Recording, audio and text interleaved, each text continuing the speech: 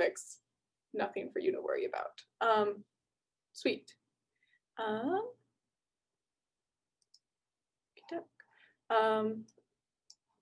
If there aren't any other questions before we dive in, but whatever.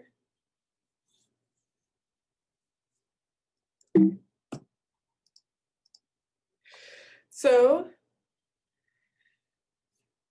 as we move away from looking at pictures of my cat, we're going to move back to looking at pictures of my other favorite thing to look at, pictures of galaxies. So Levi's first, then galaxies. But what we ended last class was we were talking about the different classification systems for galaxies.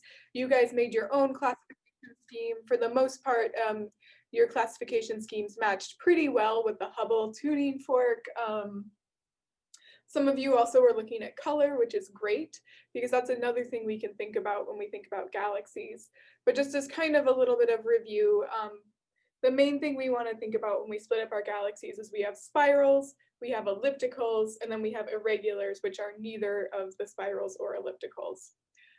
Another thing we can think about is, besides spirals and ellipticals, we might also call the ellipticals red and dead galaxies, and the spirals blue and new galaxies. And this is for pretty intuitive reasons. Spirals have more new stars, they have young stars, they have continued star formation. Because of that, they have O and B stars, so those really bright stars that don't live very long, but are very blue. So spiral galaxies are blue and new because they have new stars. New stars means blue light, so they are blue in color and have new stars. Elliptical galaxies, on the other hand, pretty much have no star formation going on, so they don't have any of those O and B stars, none of those stars that don't live very long but put out a lot of blue light. So they have lost most of their source of blue light. So they are redder. They still have K and M dwarfs, so we still have those red stars. So they're redder galaxies, and they're dead because all of their O and B stars are dead. They are not forming new stars. So this is another way we can kind of split up our galaxy classifications. So spirals, blue and new, ellipticals, red and dead. Spirals have continued star formation, ellipticals don't. Initially, when Hubble made his tuning fork classification scheme, he was hoping that this could be kind of like an HR diagram for galaxies. So if you knew where a galaxy fell on the Hubble tuning fork, maybe you would also know its mass, maybe you would know how old it was, maybe you know what was going to happen to it in the future. This is not really true.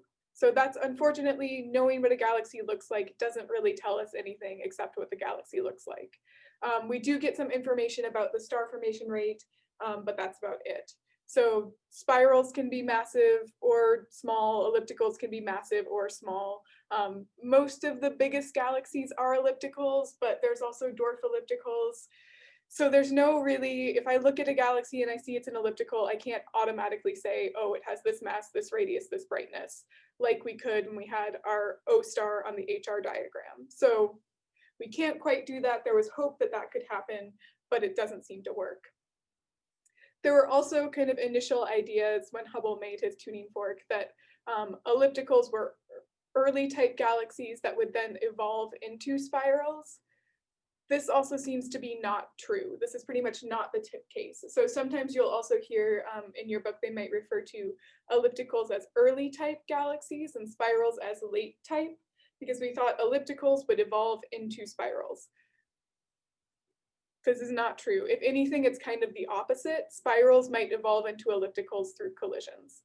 So we'll talk about that a little bit more as we get into galaxy evolution. But the main thing is the HR diagram is a great way to classify galaxies.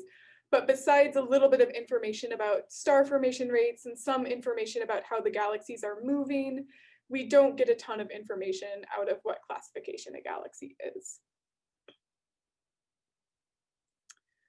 Another way we can kind of split up galaxies is we can think about their mass. So we've thought about classifying galaxies. Now we're going to think about how we can measure some other properties of galaxies that we can't just based on their classification. So the first one I want to talk about is mass to light ratio. So this is mass is how heavy it is, light is how much light is being radiated from the galaxy.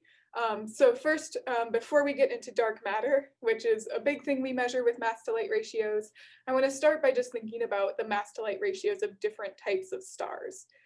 So the sun would have one solar mass, one solar luminosity, so it would have a mass to light ratio of 1 divided by 1 or 1. But other types of stars will have different mass to light ratios. So using this little diagram here, we can think about the mass to light ratio of like an O star.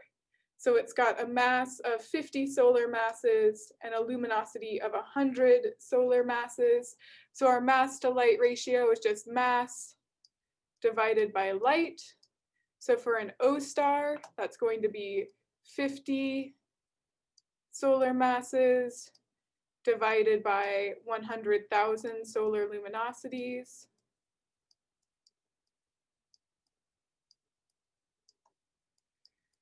Which the main point is that this is much less than 1. I don't have the actual number, but the thing is that this is going to be much, much less than 1. So it's going to be like we can cancel out 110, so it's going to be like 0.0005, I think. So much, much less than 1. An O star will have a mass to light ratio of less than 1. A G star will have a mass to light ratio of exactly 1. And if we look at K stars, they kind of have the opposite, where their mass to light ratio is going to be greater than 1. So we have a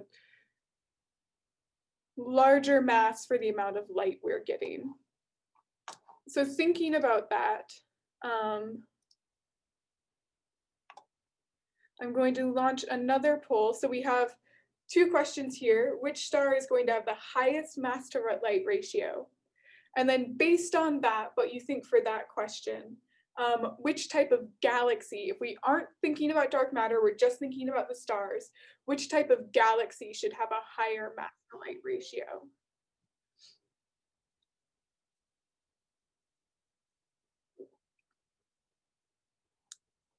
You should see a poll that you can vote here on these 2 questions.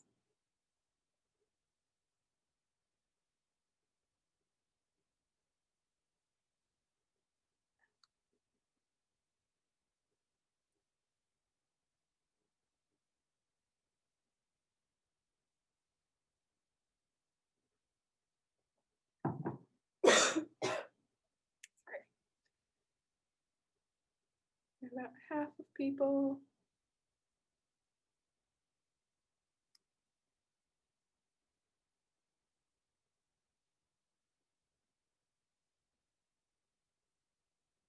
Another 30 seconds, see if we can get a few more votes in.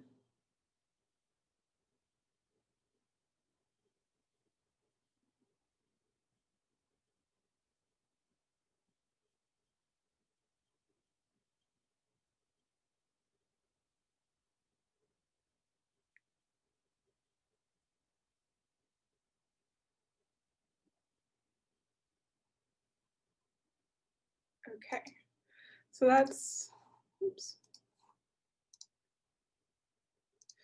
So that's most of us. We're right about the stars. The K stars will have the highest mass to light ratio. Because of that, that means that elliptical galaxies, if we're not thinking about dark matter, elliptical galaxies, which will have no O and B stars, but a lot of K and M stars, should also have higher mass to light ratios. So because elliptical galaxies are red and dead, they're dominated by these K and M stars. So we don't expect to see any of those O stars that put out a lot of light, which means that the mass to light ratios, just based on the amount of stars in an elliptical galaxy, the mass to light ratios for an elliptical galaxy should be higher on average. This gets complicated by the fact that there's a lot of dark matter in galaxies. So it's not just the stars that we have to worry about.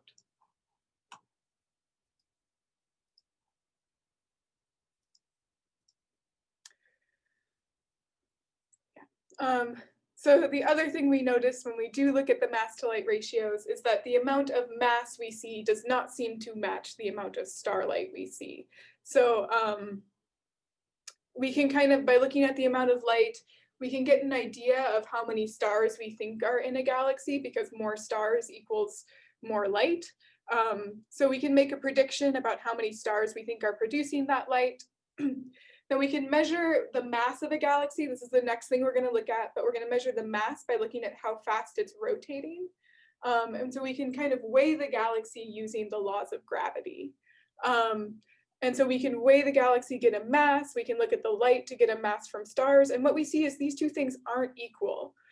Galaxies seem to have a lot more mass than they do have stars.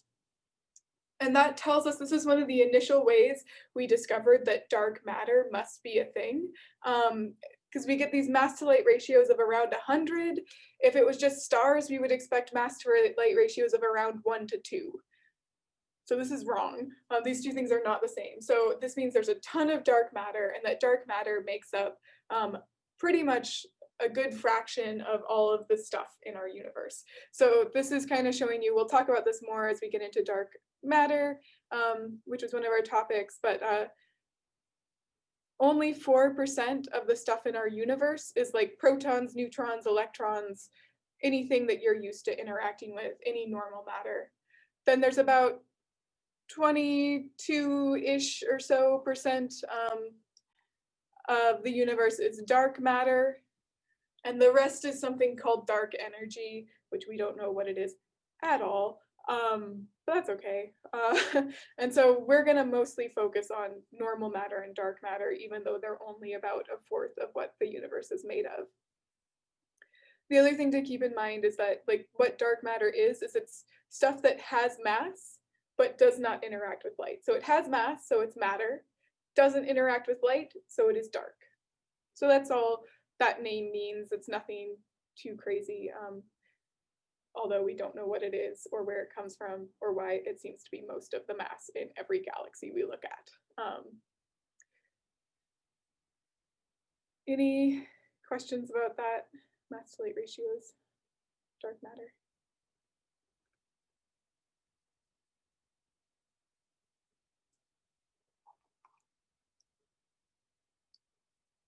So there's some ideas about what dark energy is. There's thoughts that it's kind of a property of the fabric of space-time, but we don't really know. So that's something that's like, we have theories about what dark matter is. Dark energy is a whole other can of worms that we're pretty dang sure it's there. We don't really know what it is, but there is some thought that it's like a property of the space-time fabric, so the stuff that we are in, but besides that, we don't really know. Good question.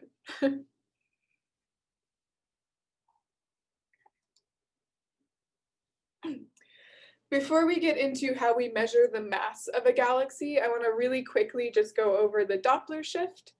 Some of you already wrote about Doppler shifts in one of your reading quizzes, but this was something I was going to put in the light section, and I can't, I ran out of time, so I want to put it in here. The main thing is any object that is emitting a wave and is moving will have a Doppler shift. So we can think of this both as sound waves and light waves will experience Doppler shifting. So we're kind of more used to hearing sound waves Doppler shifts. So if you're outside and there's a fire truck coming towards you, it sounds higher pitched as it moves towards you, and the sound waves are compressed. So they get to be smaller wavelength, which means a higher pitch. And as it moves away, the sound waves are stretched, and it gets to be a longer wavelength, a lower pitch. So I also have a little example. I watched a lot of these videos to try to find one that wasn't horrible. So I apologize, it's not the most pleasant to listen to, but this is a trumpet in a car. So if you're in the car with the trumpet, we're moving with the trumpet's not moving towards or away from us. We're gonna hear just the same pitch.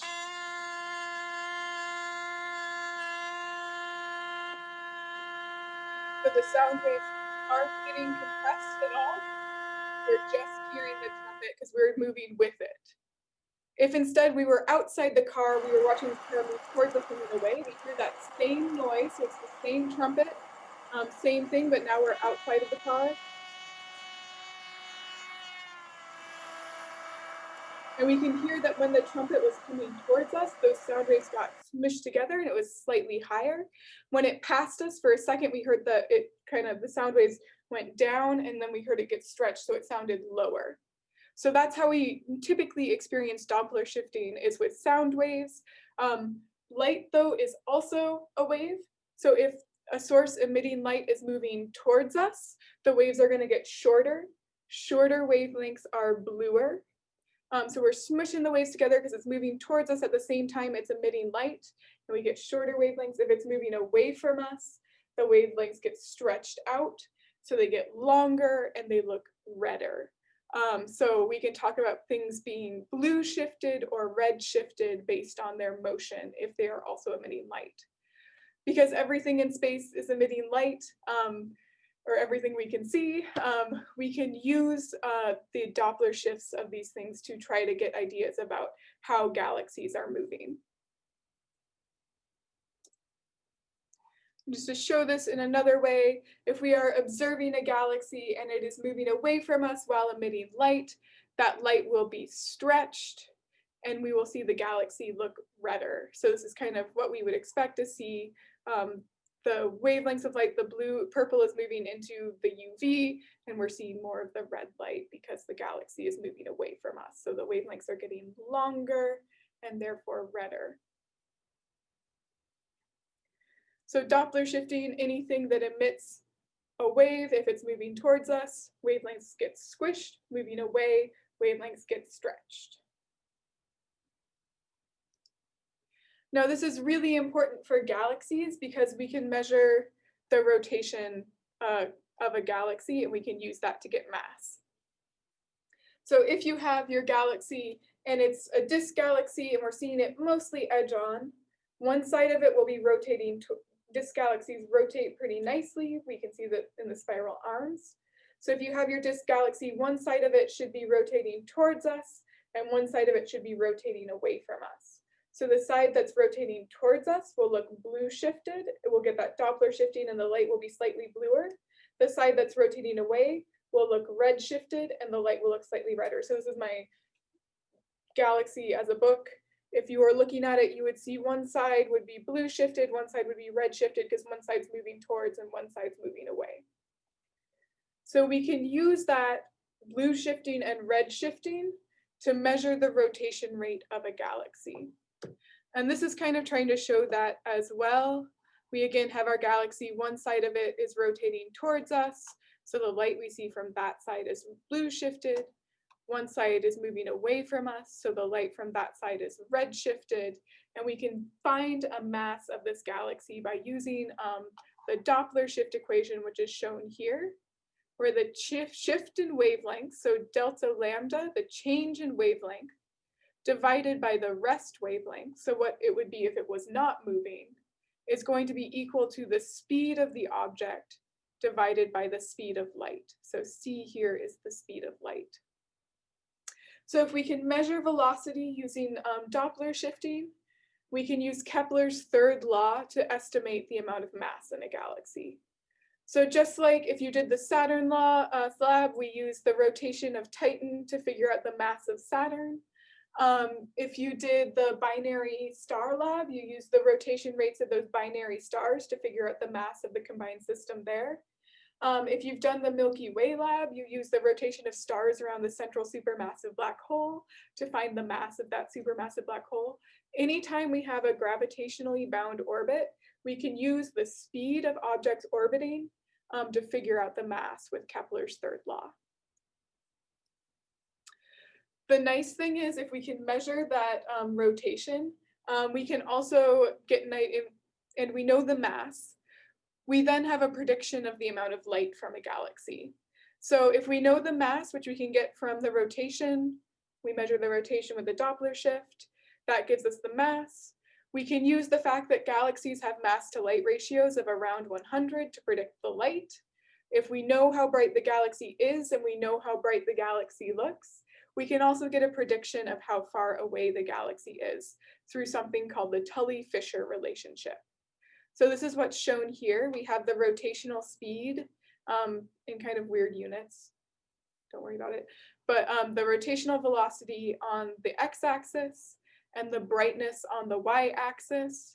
We're in units of magnitude here, so larger magnitude is fainter, smaller magnitude is brighter.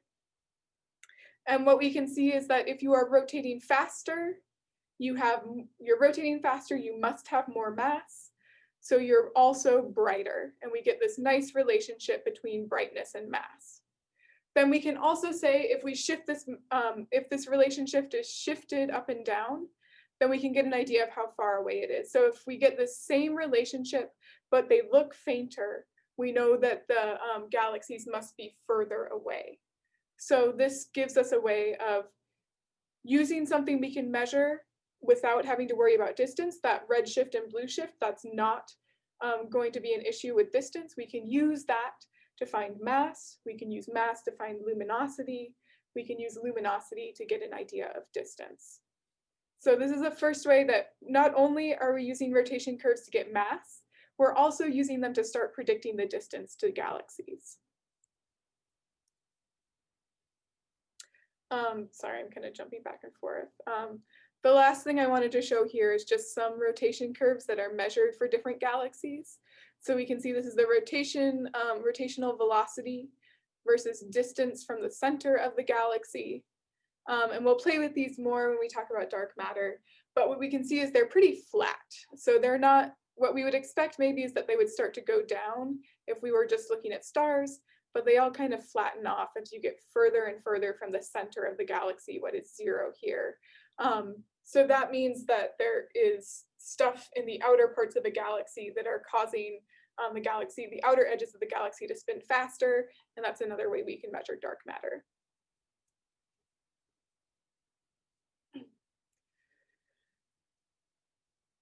So we can use Doppler shifts to measure rotation, rotation to measure mass, mass to predict luminosity, luminosity to get distance. That's kind of big 5 steps there. But it's a very useful thing we can do with galaxies. And if you want to test this out for yourself, in the Galaxy lab, you will use the rotation curve of a galaxy to measure its mass, I think. Maybe not the distance to it, but definitely the mass. Any questions on any of that? That was a lot of physics plus astronomy.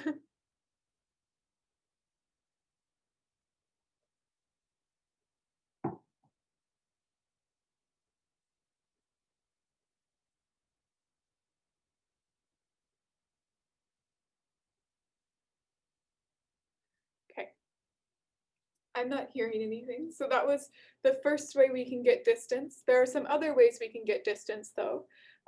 The first one I wanted to talk about, the next one I wanted to talk about, sorry, is that we can also, the same way we use Cepheid variables to measure distances to stars in our galaxy, we can use Cepheid variables to measure distances to at least some of the nearby galaxies in our universe.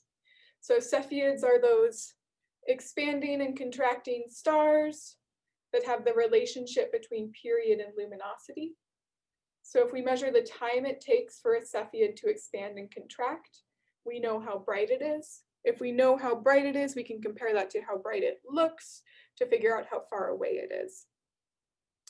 For the most nearby galaxies, we can resolve individual stars. So if there is a Cepheid in that galaxy, which there should be, there are a lot of Cepheids in the universe, and we can measure their light curves, we can get an idea of how far away that galaxy is. So as I mentioned last class, this is kind of how, or 2 classes ago, this is how we first learned that there are other galaxies in the universe, is by looking at Cepheid light curves and realizing that these spiral nebula that astronomers were seeing were so far away, they must be outside of the Milky Way. So they must be other galaxies the same size as our Milky Way outside of it. So Hubble used Cepheid light curves to measure the distance to Andromeda and other nearby galaxies, which allowed us to see that there must be other galaxies. The problem with this method is it only really works if you look at nearby galaxies. So if you get galaxies much further than a few 100 million light years away, we cannot see individual stars. Instead, we're looking at clumps of stars. So even if one of those stars is a Cepheid, it's going to be hard to measure the period luminosity relationship because what we're seeing are the light from a bunch of stars all together. So maybe 5 of those are Cepheids, and we're getting all kinds of weird variations in the light. So you need galaxies that are close enough by where you can actually resolve individual stars. So that's what we're seeing here. Is this is a galaxy that's near enough that they were able to resolve this star kind of outside the disk and see it getting brighter over time. So it was a Cepheid variable that they could use to find the distance to this galaxy. The next thing we can do is we can look at type 1a supernova. And so before I tell you what's happening here, can anyone remember what is a type 1a supernova? Why are they special? Why might they be useful? So I've got the chat open, or if you want to unmute and just yell it out.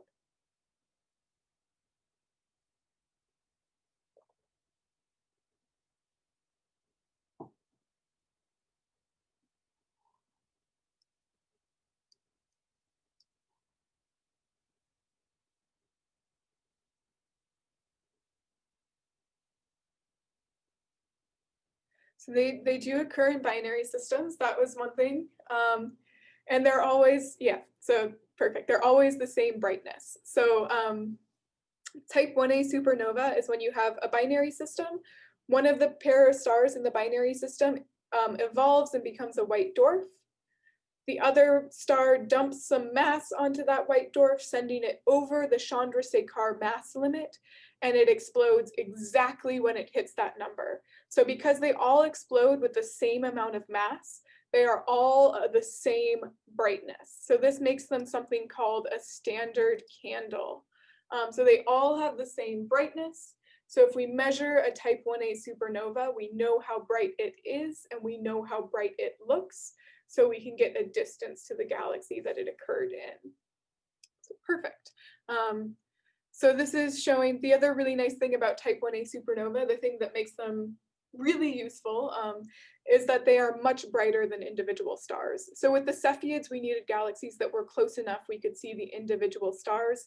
Type 1a supernova, you can get a few steps further in distance because we just need to see the brightness from one supernova, and they're very, very, very bright.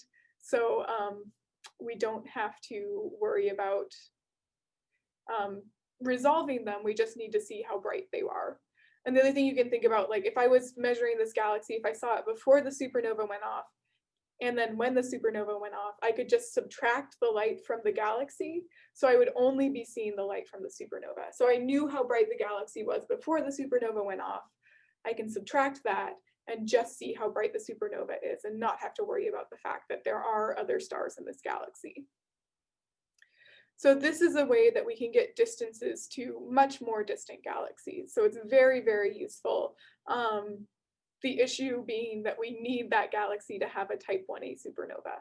So they happen enough that you can get distances to a lot of galaxies using type 1a supernova, but you kind of have to be lucky. You need your galaxy to have a type 1a supernova for this to work.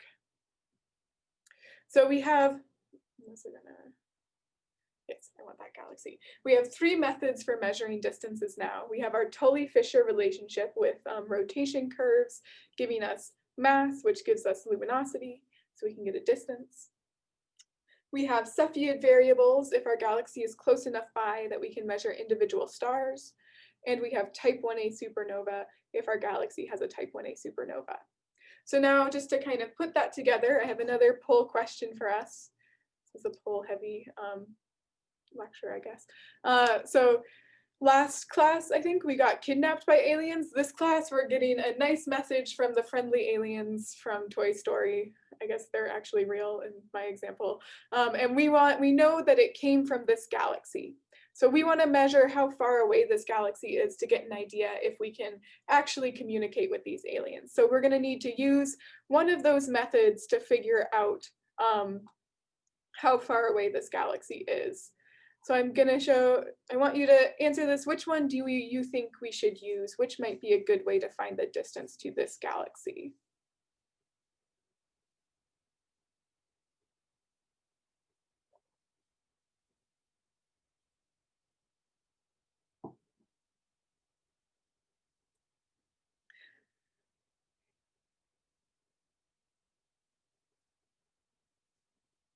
And this would be another great time too, if you have a question, this would be a good time to ask it. Or throw it in the chat.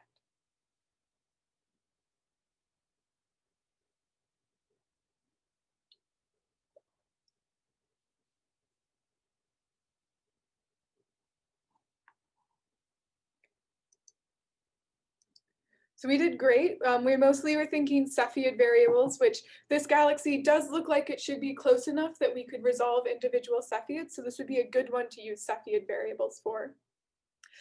We can't see a type 1a supernova in it right now, but it's possible that one went off recently. So that might be a method, but we can't see one right at this moment. The rotation curve for this one is going to be kind of difficult because we're seeing it face on. So our galaxy is rotating like this. Unfortunately, galaxies take a really long time to do one orbit. They're moving pretty fast, but it takes quite a while.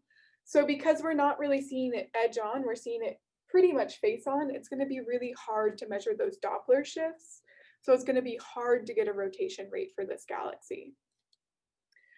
No one said impossible, so that's good. And no one said type 2 supernova, which is also good. Type 2 supernova don't work because they're not always the same brightness. Those are those core collapse supernova when a massive star dies. Those have different brightnesses, so they can't be used as a standard candle like the type 1a supernova. Any other questions about this? Unfortunately, no matter what, it's going to be really, really far away, which means that these aliens are probably dead. Sorry, but you know. They weren't real anyways. Okay.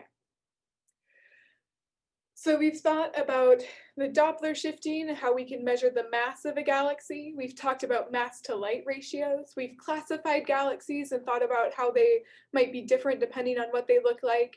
And we've thought about how we might measure distances to galaxies.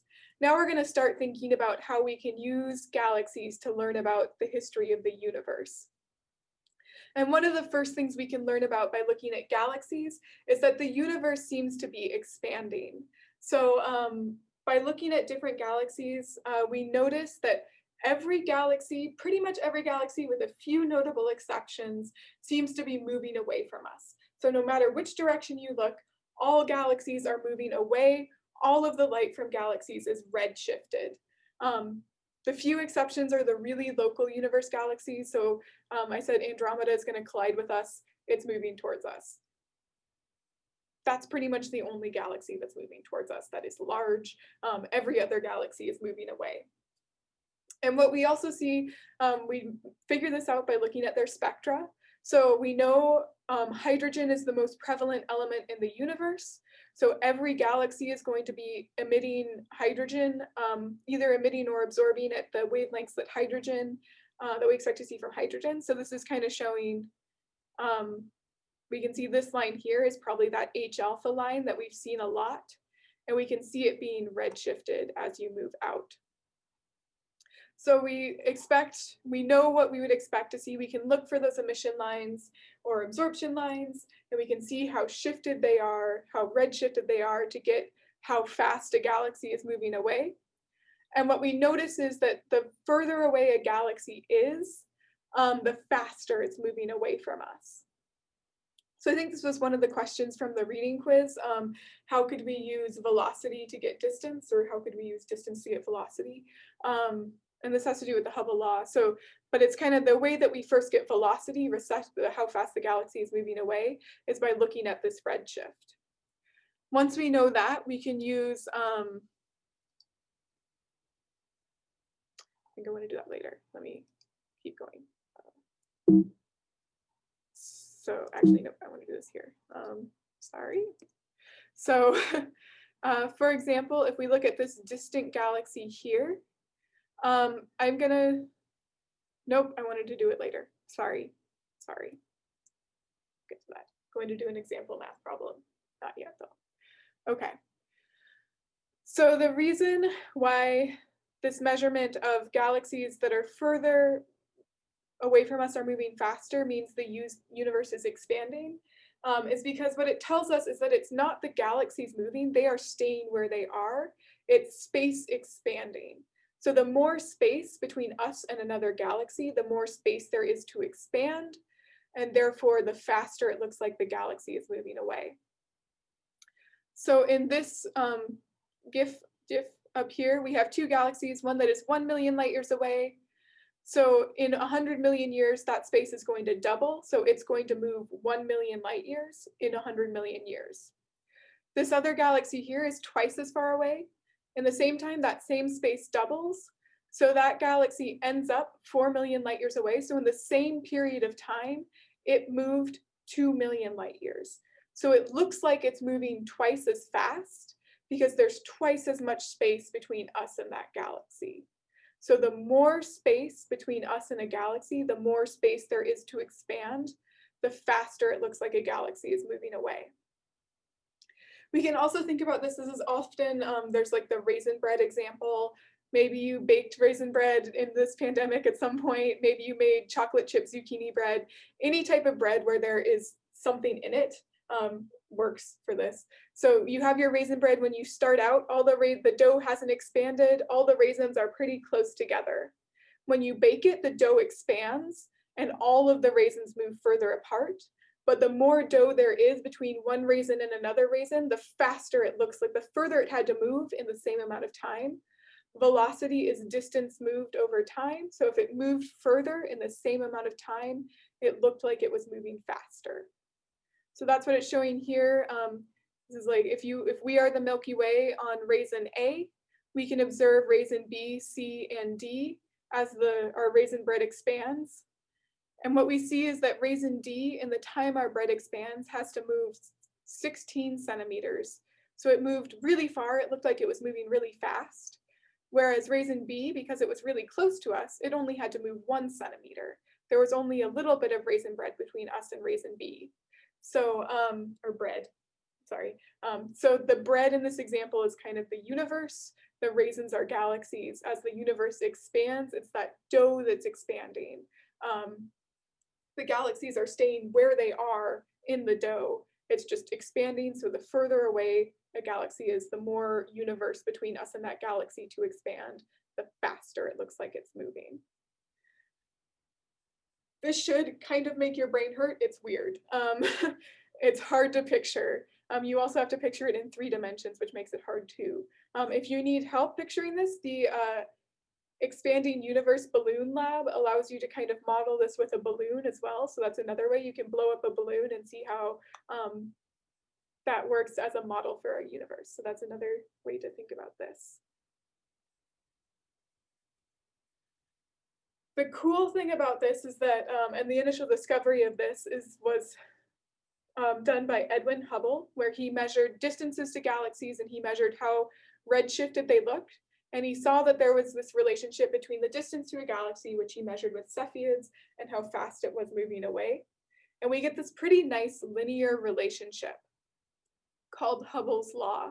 So this line here, where we have all our galaxies, we have distance and velocity, and we see the further away you are, the faster you're moving. So if you can measure spectra, you can get redshift. If you can measure redshift, you can get velocity. And if you know velocity, you can use Hubble's law to find a distance. So Hubble's law is shown down here. Velocity is equal to some constant, Hubble's constant, times distance. And so it's just a nice linear relationship. This is just really well fit by a line. And we typically think our best measurements now put the Hubble constant at around 70 kilometers per second per megaparsec. So that means for every 1 megaparsec, 1 million parsecs away a galaxy is, we're moving 70 kilometers per second faster, kind of. We're still not quite sure about this number. It's changed a lot over time. Hubble initially put it at 500 kilometers per second per megaparsec. There was a really long time, it's been getting kind of slower over time. There was a while it was stuck at about 100. And then now our best measurements put it around 70, 67 or so, but we're not exactly sure what it is. So figuring out what this number is exactly is part of what astronomers are trying to do with measurements of galaxies. So this is where I wanted to do an example. So this is what a galaxy spectra is going to typically look like. If you have a nice spiral star-forming galaxy, we expect to see our kind of wavelengths of light and then intensity on our y-axis. So we're seeing how bright the galaxy is over 4,000 angstroms to about 8,000 angstroms here. This red galaxy, this is kind of a bad color scheme because the red galaxy is not redshifted. This is a galaxy that's actually stationary. This would be a nearby galaxy. So this is what we would expect if a galaxy wasn't moving away from us. And then as we move up, we can see this, we can see especially this peak right here. That's going to be our H alpha emission. So it's around 6563 angstroms, so 6,563 angstroms. I don't expect you to memorize that number. I just use it a lot, so it's in my brain. And we can see that getting progressively more longer wavelengths, redder, as we get more and more distant galaxies. So if we wanted to, let's say we wanted to measure the distance to this galaxy using Hubble's law, the first thing we need to do is we need to predict what this H alpha wavelength is, where it is in this galaxy. Sorry, let me just move these out.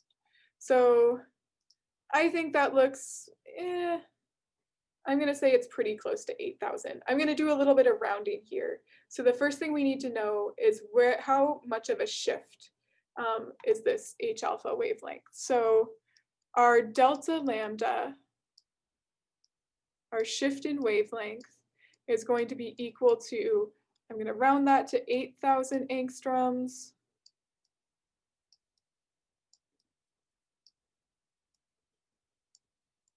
Ooh, that's an ugly A. Sorry about that. Minus our rest wavelength. So rest wavelength, if the galaxy wasn't moving, we would expect H alpha to be at 6563, which I'm going to round to just 6,600 angstroms.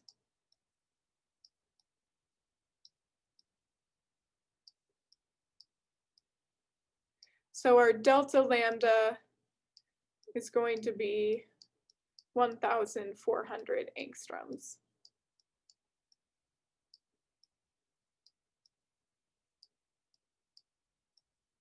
So now we know delta lambda.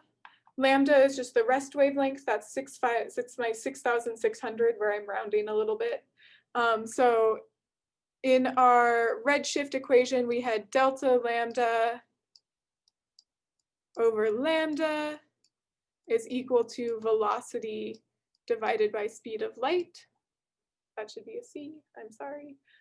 So if I wanted to solve for velocity, I multiply both sides by C, and I get C times delta lambda over lambda is equal to velocity. So we calculated delta lambda. We know lambda, that's our rest wavelength. C is the speed of light, which is 3 times 10 to the 5th, about kilometers per second.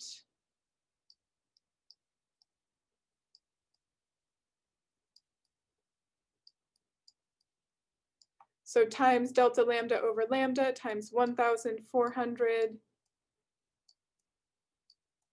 angstroms. Sorry, I'm running out of space. Over 6,600 angstroms gives me a velocity of about 6.4. So this is going to be my V. Velocity is 6.4 times 10 to the 4th kilometers per second. So that's velocity. That's how I would get velocity from a Doppler shift. Now I want to find distance. So I use my Hubble law. I say velocity is equal to h, Hubble's constant, times distance.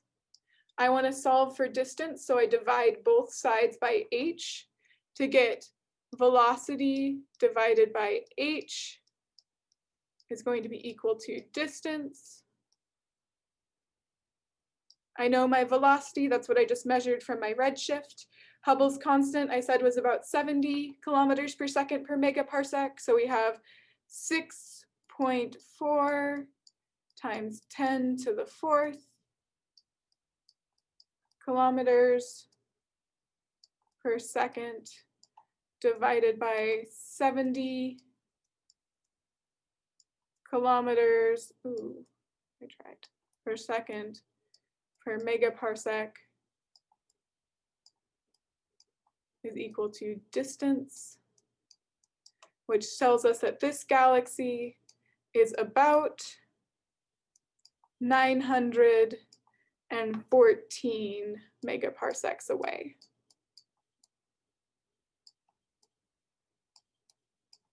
So that's how we would go from a galaxy spectra, where we can measure the emission in the H-alpha line, to a velocity of that galaxy, and then use the Hubble law to get a distance to that galaxy.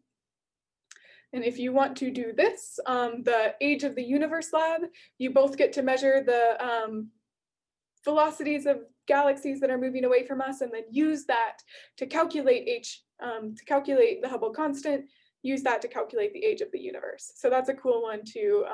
Little math heavy, but you get to calculate the age of the universe, which is really cool. So any questions about what I just did there, how we get distance to galaxies?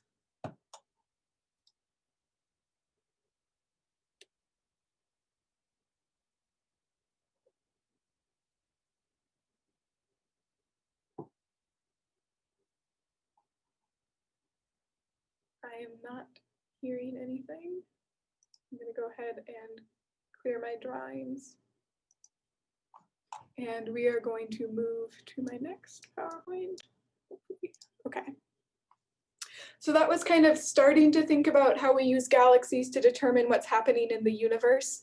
Now we're going to think a little bit more about that and how we can use galaxies. Now that we know how to measure distances to galaxies, either with nearby galaxies where we can use Cepheids, slightly more distant galaxies where we can use type 1a supernova, and then more really distant galaxies where we can use either the rotation, the Tully-Fisher relationship, or Hubble's law. So if we know the distances to galaxies, we can use our telescopes as time machines to look into the distant past. So the further an object is away, the larger the distance between us and that galaxy, the longer it took for light to reach us. So we're seeing that galaxy as it was in the past. So as some examples, the moon, it takes about a second for light to get from us to the moon. So we're always seeing the moon as it was 1 second ago. The sun's a bit further away. We're seeing it as it was 8 minutes ago. If the sun went out right now, it would take 8 minutes for us to realize. As we look at other stars, they're more and more distant. So the nearest bright star, Sirius, is about 8 light years away. So it takes 8 years for light to get between us and Sirius. If Sirius went out, we wouldn't know for 8 years. And then when we start looking at other galaxies, we start to get to be talking about millions to billions of light year distances. So we're seeing even our nearest neighbor galaxy, Andromeda, is 2.5 million light years away. So we're seeing it as it was 2.5 million years in the past. With more and more distant galaxies, we can then use this to kind of make snapshots in time. So we can look further back and we can look at all the galaxies that are about 1 billion light years away. And that'll tell us what was happening in the universe 1 billion years ago. And then if we look at all the galaxies that are 2 billion light years away, we're looking at all the galaxies, how they were 2 billion years ago, and what was happening in the universe 2 billion years ago. And we can keep stepping back and back and back and see what might have changed, how galaxies look different at different times or at different redshifts, because higher redshifts means we're moving faster. So I think, I might not have defined that term, sorry.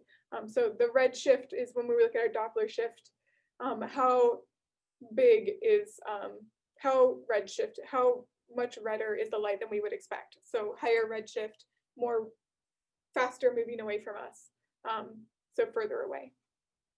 Sorry.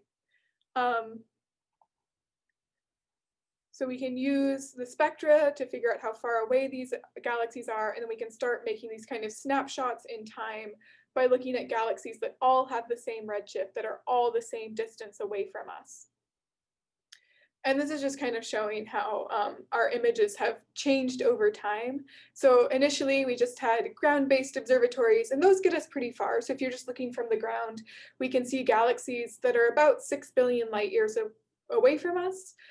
So we get about half the universe. We think the universe is about 13.4 billion years old. So even just with ground-based observatories, we can make a picture of the last half of the universe's life.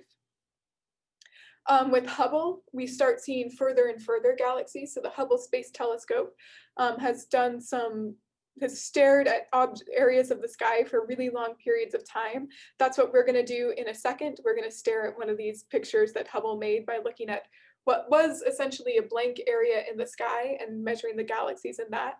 And from these, Hubble is able to get images of galaxies that we're starting to get to redshifts of 10.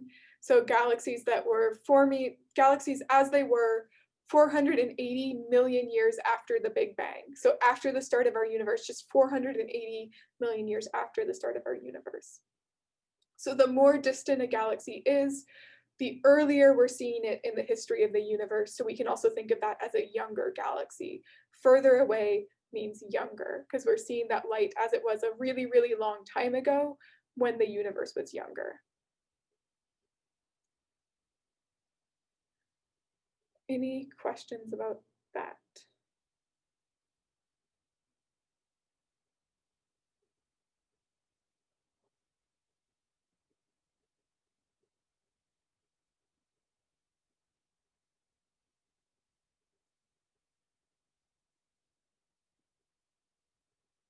Okay.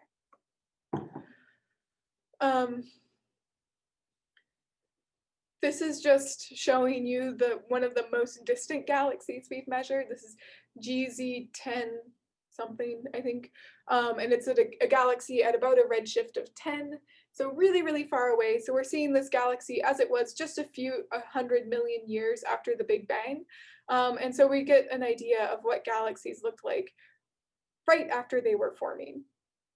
So again, if we can make these kind of snapshots in time by looking at more and more distant galaxies, we can start building a picture of universal evolution.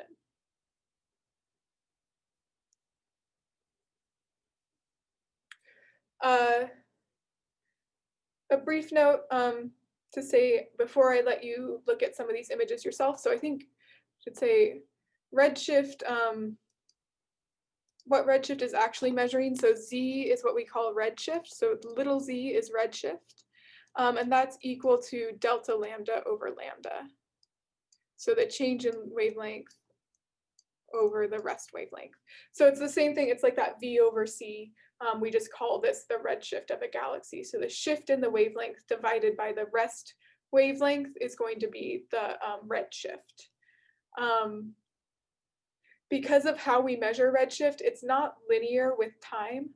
So the big thing to point out here is that from redshift of 0 to 1, that's about 7 billion years, 6 or 7 billion years. But redshift 1 to 2 is only 3 billion years. So going from redshift 1 to redshift 2 is kind of not as impressive as going from redshift 0 to redshift 1. And this is why astronomers get really excited when we find redshift of 10.1. It's like, yes, it's even further, but it's like, okay, we've gotten now like 10 million years closer to the Big Bang, and it's not that big of a time shift. So seeing galaxies that all have a redshift around 1, even if that's like 1 plus or minus 0.3, they're all around the same time. So there's kind of this fuzziness to this. So just to point out that redshift is not linear.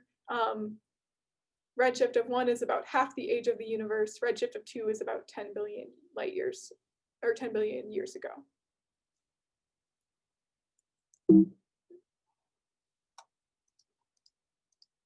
Okay, so with that, this might be what we do for most of the rest of class today, is I want you to work on our day 17 activity, which looks at kind of getting to do this a bit yourself by looking at the Hubble Deep Field North. So in our day 7 assignment, there is our quiz for today, which should look like this.